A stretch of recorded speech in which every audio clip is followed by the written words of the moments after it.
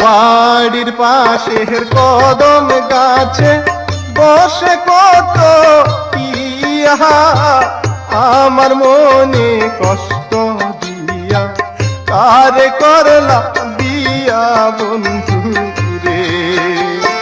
বাড়ির পাশে কদম গাছে বসে কত ইহা আমার মনে কষ্ট দিয়া কারে করলা বিয়া বন্ধু রে।